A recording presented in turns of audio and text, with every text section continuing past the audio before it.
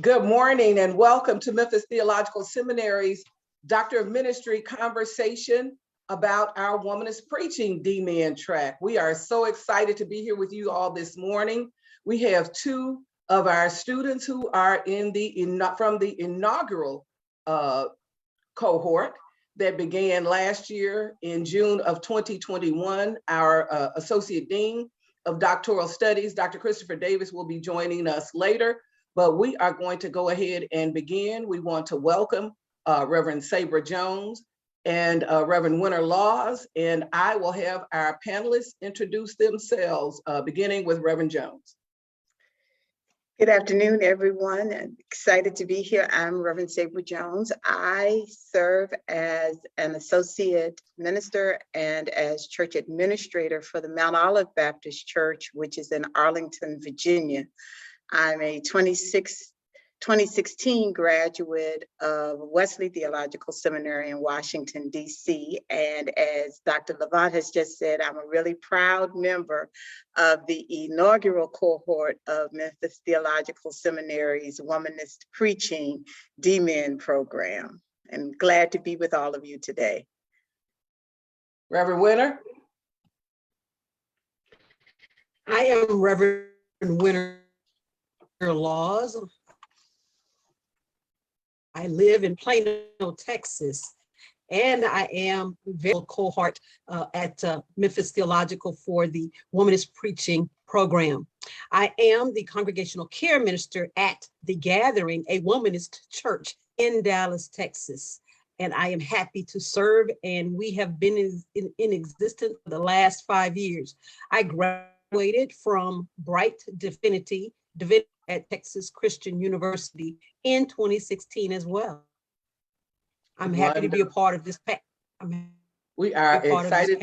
We're excited to have both of you. So as we just mentioned, you all, not only are you in the inaugural cohort for Memphis Theological Seminary, but you are also part of the first Womanist Preaching DMIN cohort in the country.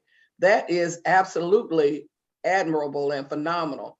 You are currently in your second semester, and I would like for one or both of you, if you would like to tag team, to answer these questions.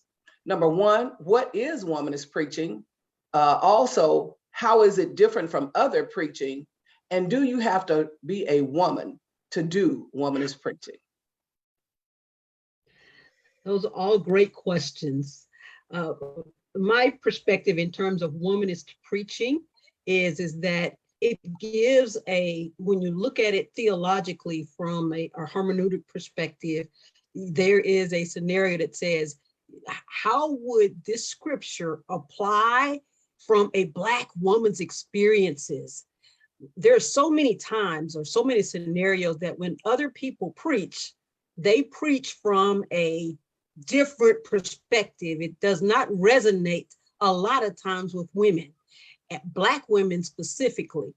And therefore, taking scripture and thinking about it from my mother, my grandmother, or my aunt's perspectives allows us to take the scripture and apply it, exegete it the way it applies to our lives and our experiences. So that is a bonus, and I'm excited every time I hear womanist preaching. There is a cider scenario for, there's a lot of dialogue about whether or not a man can preach a womanist sermon. And in a lot of different scenarios, I think about them as co-conspirators or allies. And I do believe that they can share a word in that context.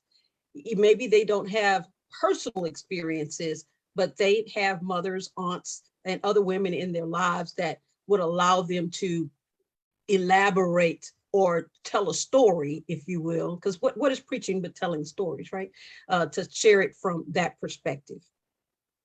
Yeah, I'd add to that I think womanist preaching at its core is centering those biblical characters and those situations that have been so marginalized by other forms of preaching and other forms of biblical interpretation.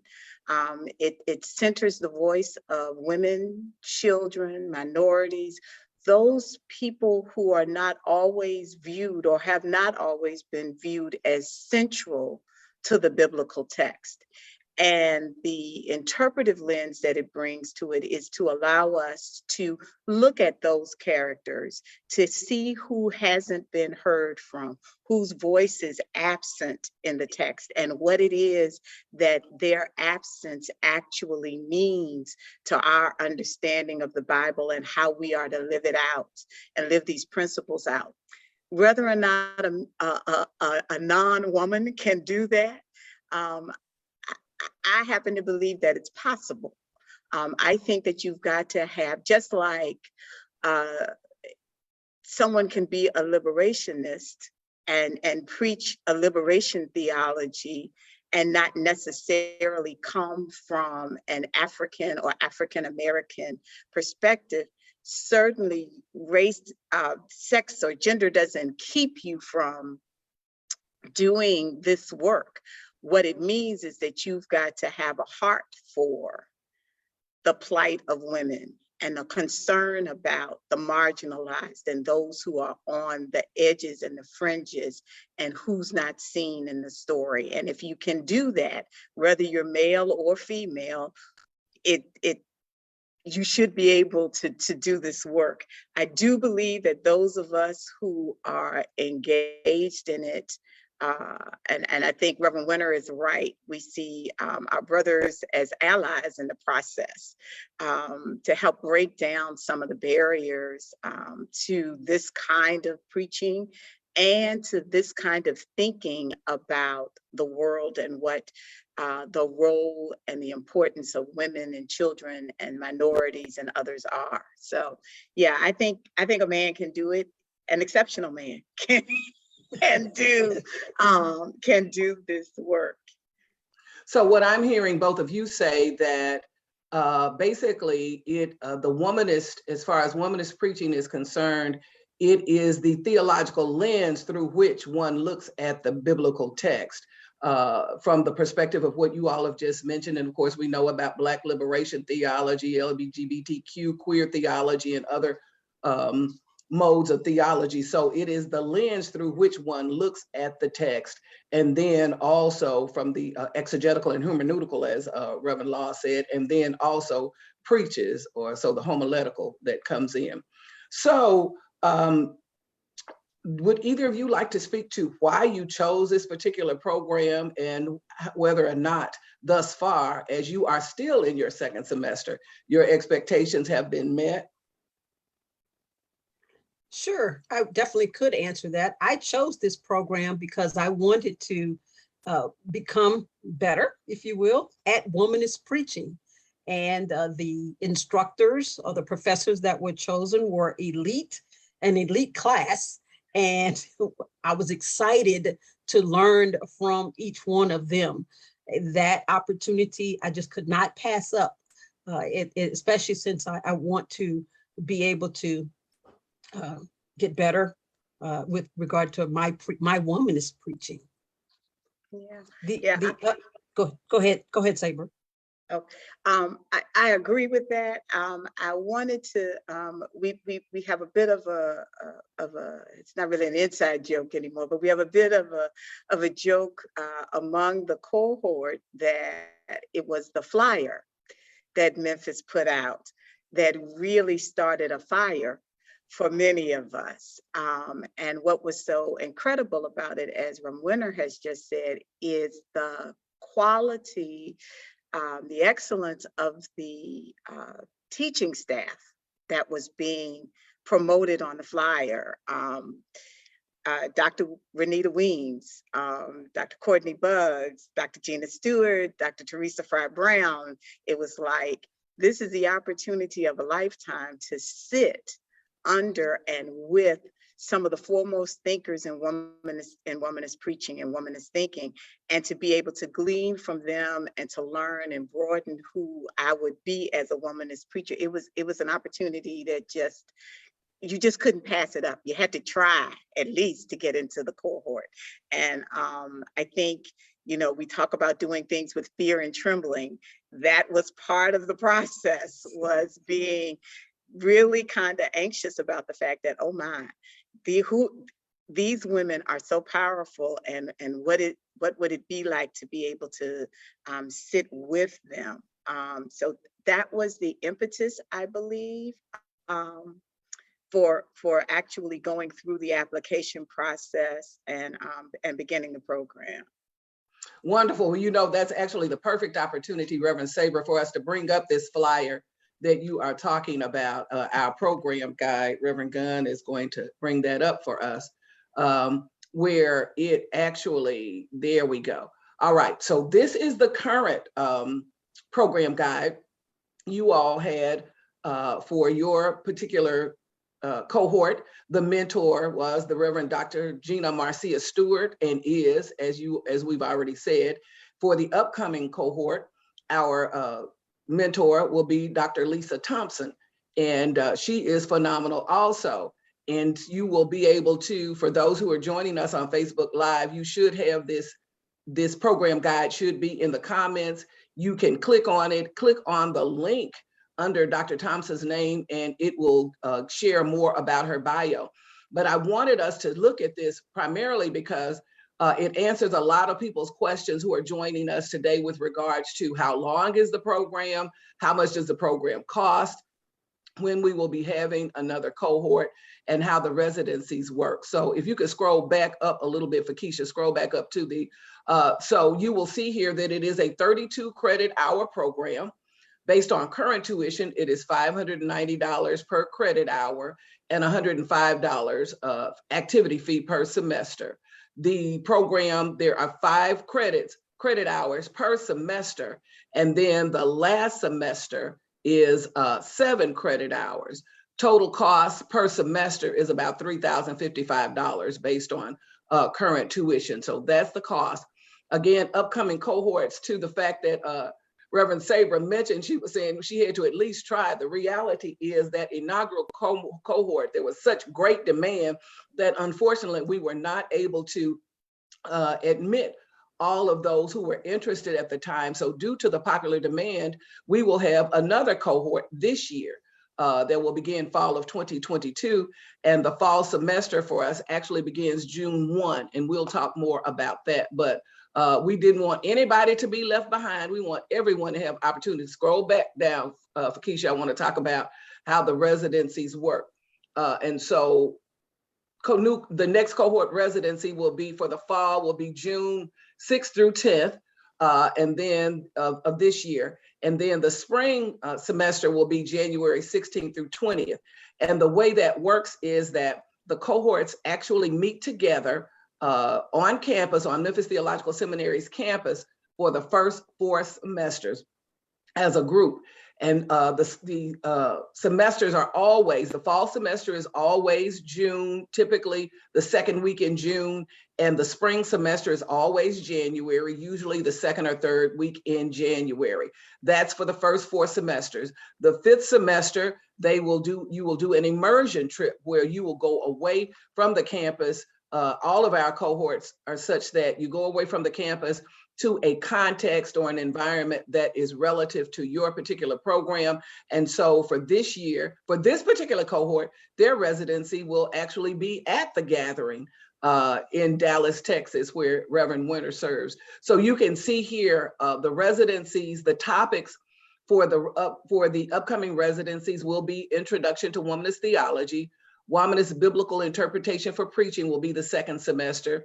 The 3rd will be Introduction to Womanist Preaching. The 4th, Weary Throats and New Songs, Black Women Proclaiming God's Word.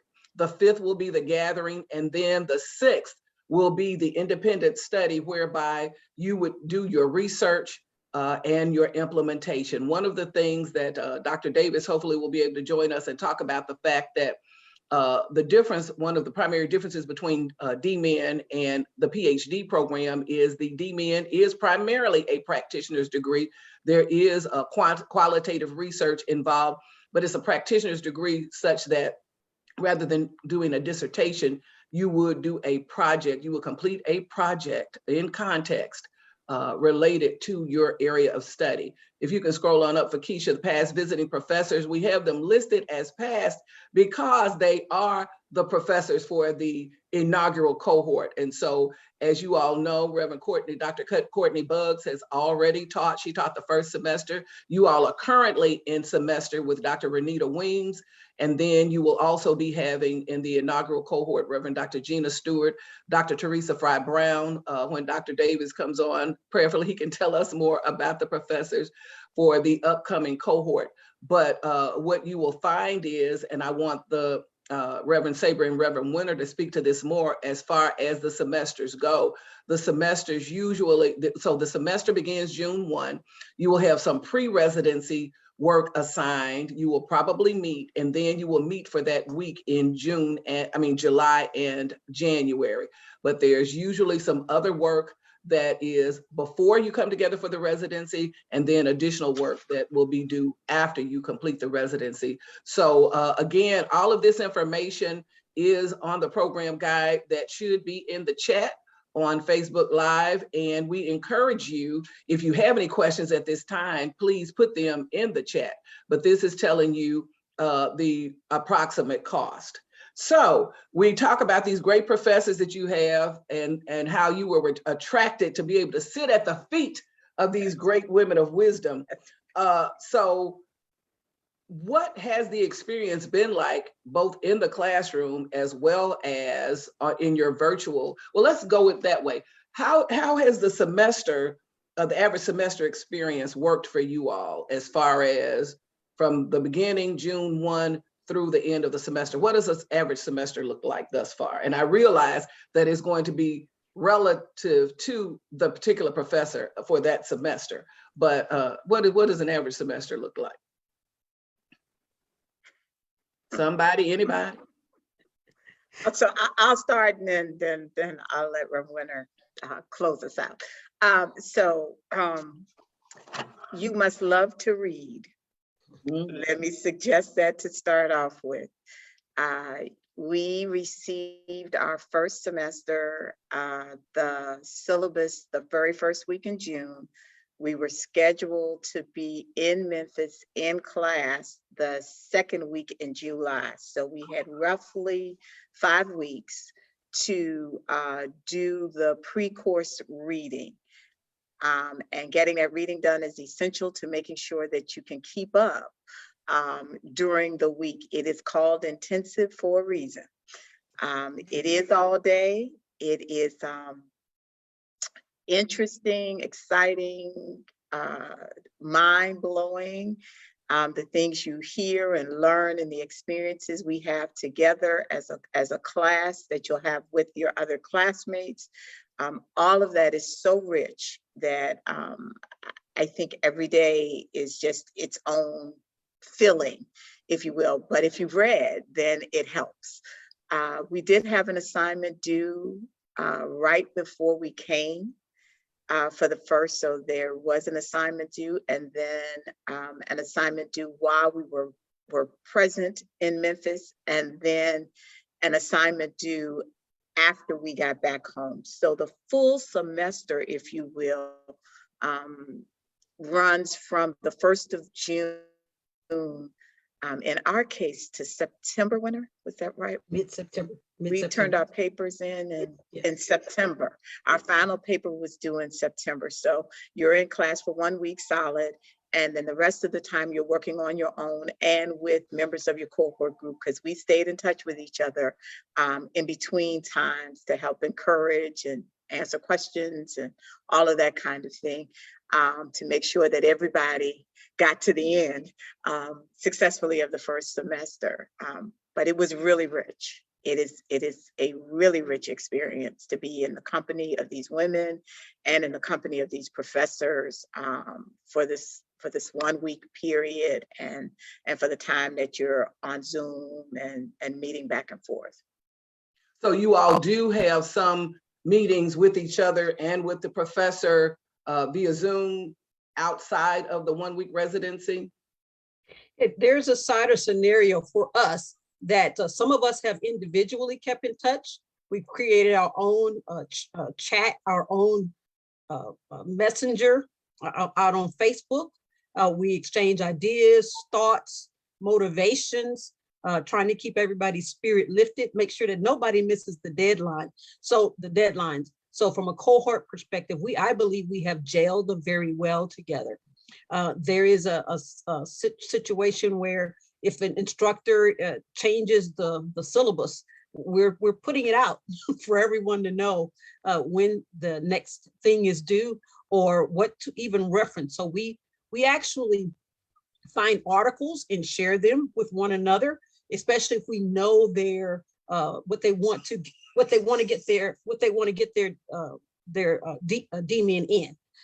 So whether or not it be books, I believe one of our cohorts actually has a book that's coming out, and she's a contributor, and we're supporting her as well. So all of that, I believe, lifts the spirits of each one of us to move forward and hopefully, we're claiming the victory that we'll all get our doctorate in 2024. Amen. No woman left behind. And that is the true advantage of a cohort that gels, that really has common goals, common interests, because as you were saying, Reverend Winter, you have the opportunity to share with each other, not as so much what you're going to be doing your DMIN in, but what your project is going to be around. And so one of the things that we encourage, Dr. Davis always encourages people to come in with some idea of what issue they want to address, what they want to improve upon. And one of the blessings is that as you go through your various residencies, you are able to glean additional information that's going to help make your ultimate project.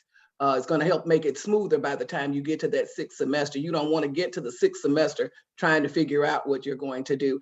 And that's the other thing. Can you all mention something about the workshops, the support workshops that you all have had the opportunity to take to help you to be ready for your DMIN project, the exegesis workshop and the other workshops that you all had that unfortunately when I was coming through, we did not have that. However, we were you all's, because we did, then now you all have better. So anyway, share about the workshops. The good news is, and thank you for paving the way for us. The good news is that there are qualified instructors that is sharing with us the whole process of getting a divinity degree, that a DMIN, if you will.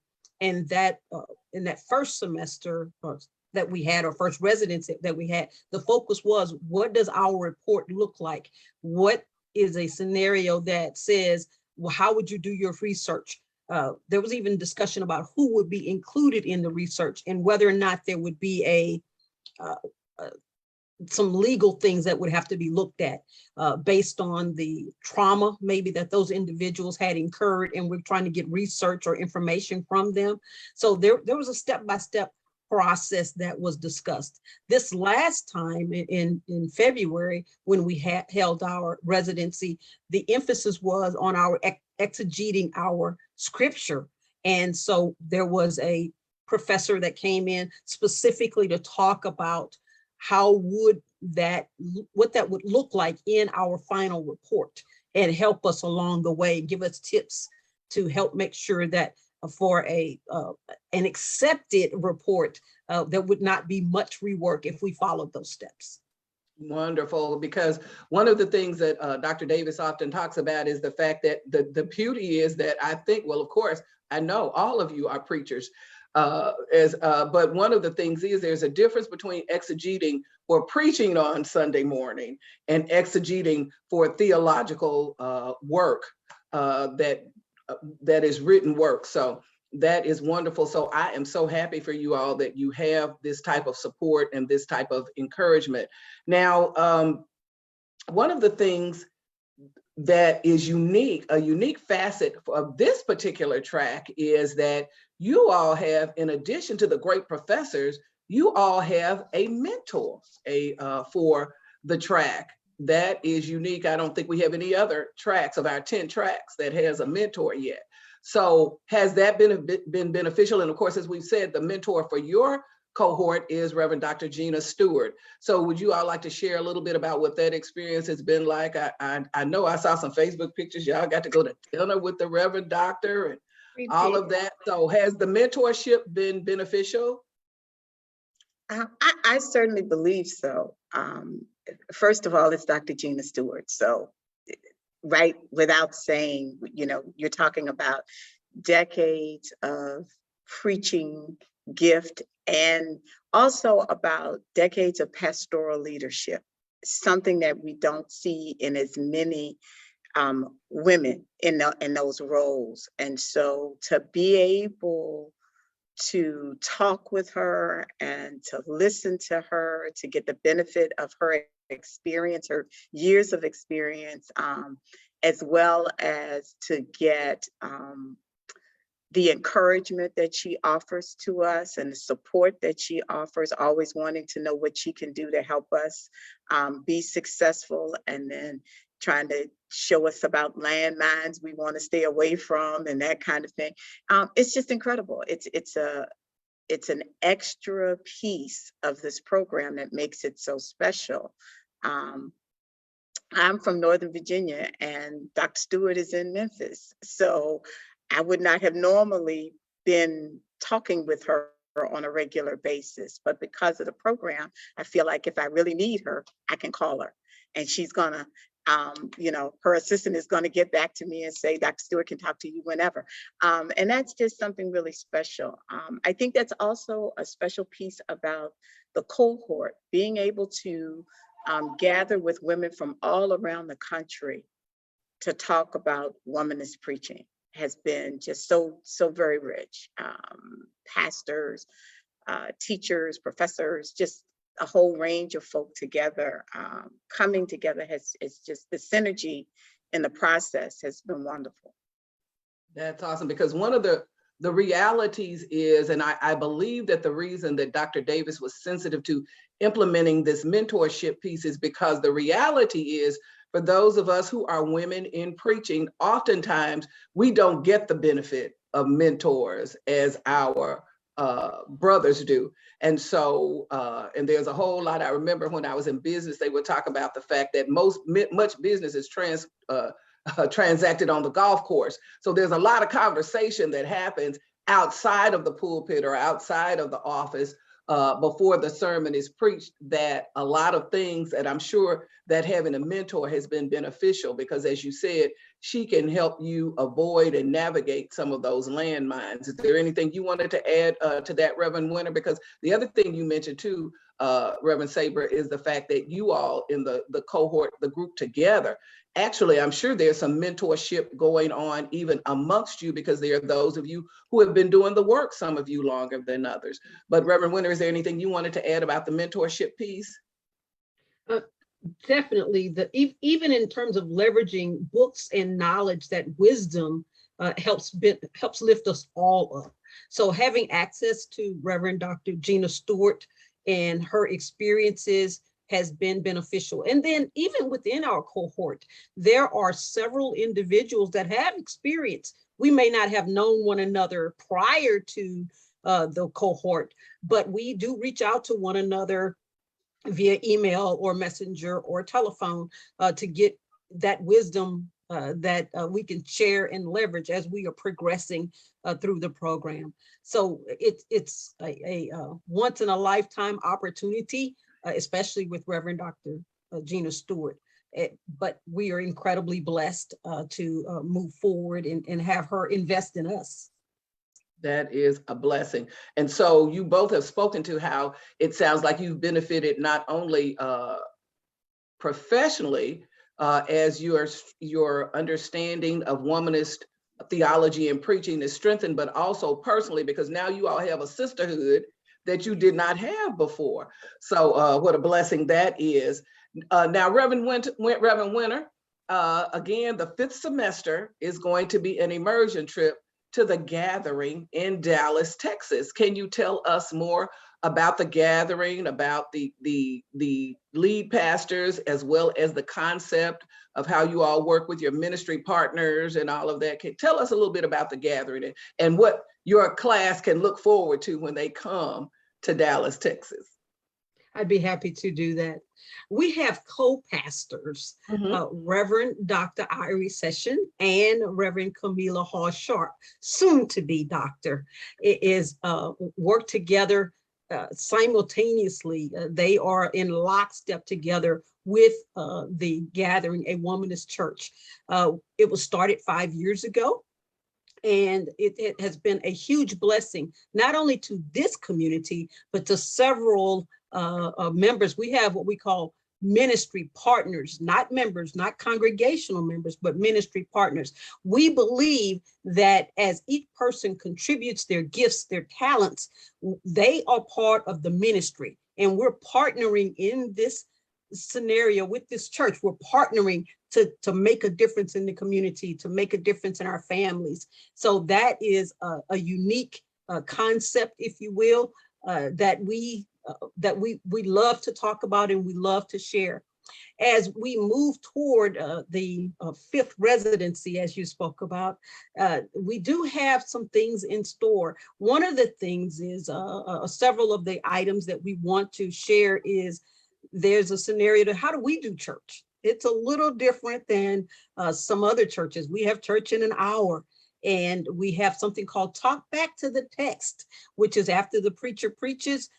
We allow, whether or not it's on Facebook or in person or YouTube, you can ask questions of the pastor and that sermon, which gives the people that are participating an opportunity to connect even more with the message. A lot of times it historically has been that the pastor preaches and then people leave. Well, in this particular scenario, we have hands-on, if you will, or when we were virtual only, we just type it into the chat and read out the question, kind of what you guys are going to share with today, that allows for the individuals to ask questions about those sermons. So the cohorts are going to get that experience live and in person when they come to Dallas, Texas. In the past, we have had something we call the Teresa Fry Brown Learning Institute or Leadership Institute. And in the past, we have had scholars like Will Gaffney, Felicia Shepard, Teresa Fry Brown, Tamara Lewis to come in and share wisdom and knowledge with the people at the Teresa Fry Brown Conference. We are planning on combining that with the for the immersion trip, we're planning on combining that in. But we also have had classes like digital resources for womanists in biblical interpretation. We've had preaching sessions where if people have never had the opportunity to preach before, and that wouldn't be true for the cohorts, if you will, but at this Leadership Institute, some people are just leaders and they wanted to have an experience of what it's like to preach. They could put together a 5-minute sermon, if you will, and get feedback from those that are in attendance. Additionally, there's a class that was developed last year that talk about the type of technology that is used. Reverend Dr. Irie is a technology wizard. She loves to play with things in Zoom and Switcher and all of these tools that have made our ministry and church a success. So we have shared wisdom and knowledge like that. Some of the topics that we've had in the past, last year was called Living at the Intersection. So that was the focus of the Teresa Fry Brown Conference last year. We haven't chosen what we're going to do next year yet. We're still in the planning stages. And so those types of experiences is what they can look forward to on that particular immersion trip coming to Dallas, Texas. That is wonderful. Yes, Dr. Irie and soon to be Dr. Camila are friends of mine.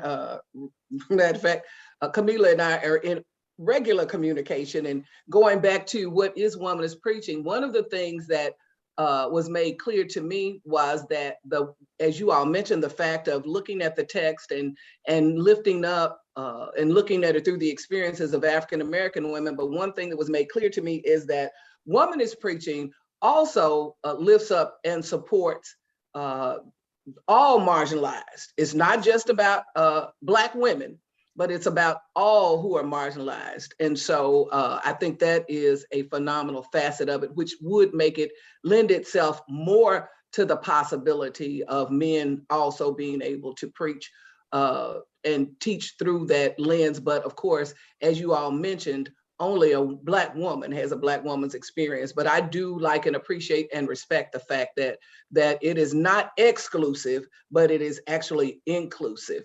And so it looks like, yes, so may I add to that? Sure. As you can see in my background, you see the LGBTQ circle, if you will, or star. And one of the things is that we are inclusive of all. Right. And that is from a voice perspective, a vision perspective. Reverend Irie and Reverend Camila definitely believe including everyone, Black, brown, LGBTQIA+, etc. So, and at the church, one of the things we do have is a scenario where we have Womanist Wednesdays. So we are definitely adding value, I believe, and giving people the opportunity to see what it means to be a womanist preacher. And with that, Reverend Winter, one of the things is that with your, I guess the word I want to say, with your embracing all, we talked about ministry partners, but is it not true that your ministry partners are not just local? You have ministry partners from all over the country, all over the world, that you all, this is the perfect opportunity for you to pitch your Facebook Live service. So you all actually have a service every Saturday on Facebook Live where your ministry partners have the opportunity to tune in and be encouraged and supported. Tell us more about that service. Our services are Saturday nights at 6 p.m. Central, and it lasts for 1 hour. You get typically what is typically in most services. You get prayer, you get communion every service. You get a welcome, and then a service, and then periodically we have on the last Friday, on the last Saturday nights, we have where both of the preachers preach. So you get a twofer. And wonderful. They are powerful services. And again, all within a 60-minute time frame. And with that, Reverend Winter, they both actually have contributed to books. You all have a book from the gathering, right? Yes, yes. And the name of that book is? It's called The Gathering, a Womanist Church. Okay, wonderful. Where their sermons are included, correct? Sermons, litanies, and there's personal stories as to from the ministry partners as to what attracted them to the gathering and why they are all still there. So they each one, there's about at least 10 of us, if you will, that have our own story in there. And Reverend Dr. Freddie Haynes did our forward. And so it's been truly a blessing that we've created the book, because we felt that this was a unique church, and we believed that other people, not just in our community, but others across the world would want to know about the Gathering, a Womanist Church. Wonderful. I'm just putting here, I'm asking my colleague to put the name of the book in the chat so that someone who might want to know not only about your church, but about what the sermons look like, if they want to be more inclusive in their worship experiences, the litanies and the stories and all of those things. So I don't think our illustrious dean is going to be able to join us. Doesn't look like he's going to be able to join us this morning. I am going to have Reverend Gunn put up how to reach our website.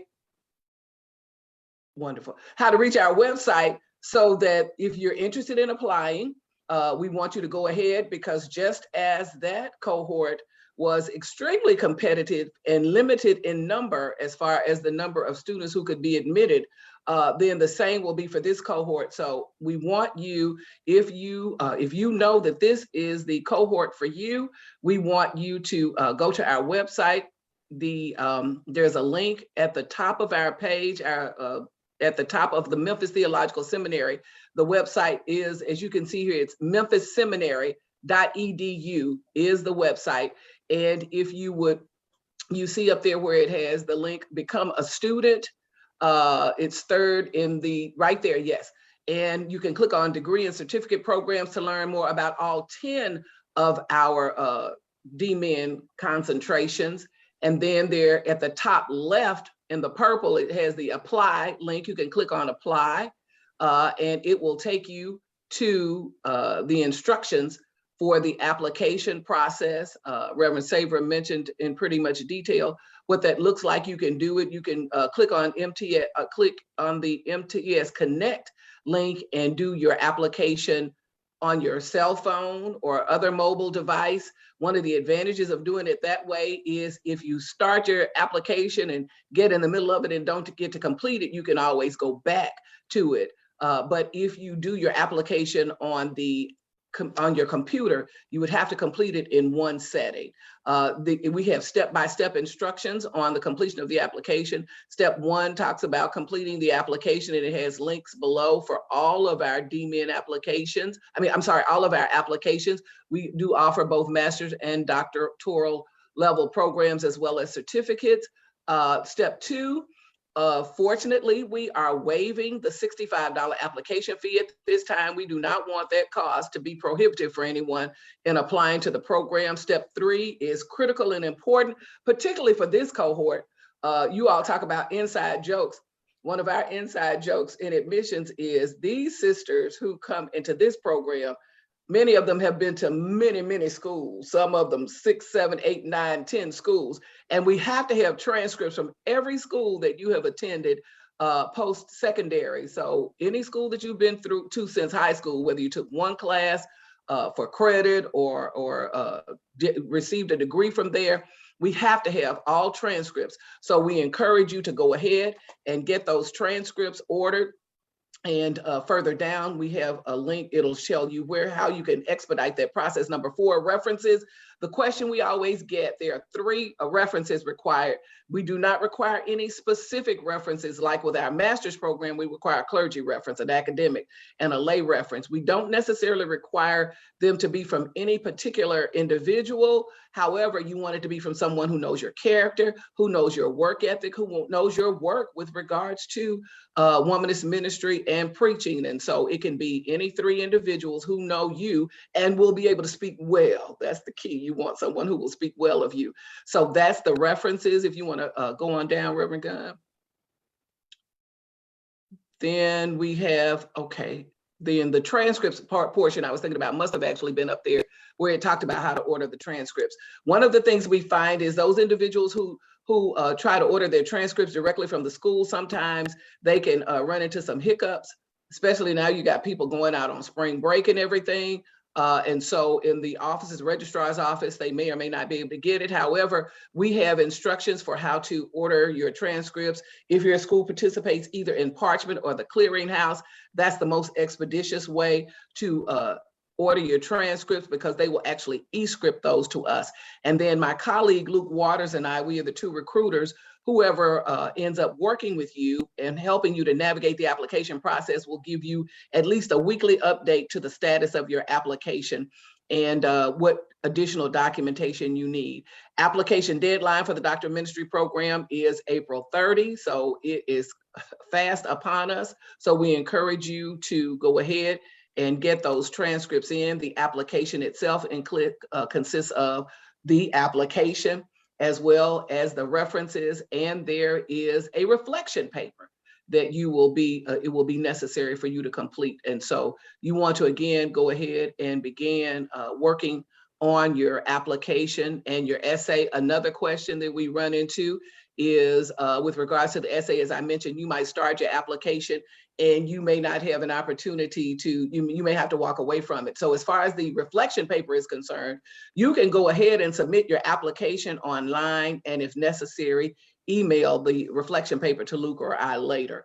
But you will need, when you sit down to do your application, because the references are triggered electronically to whoever you have selected, when you sit down to do your application, you will need both their name as well as their email address, because when you complete the application, it will automatically trigger to them, and then they will be able to submit it back to us electronically. So again, that's pretty much the application process.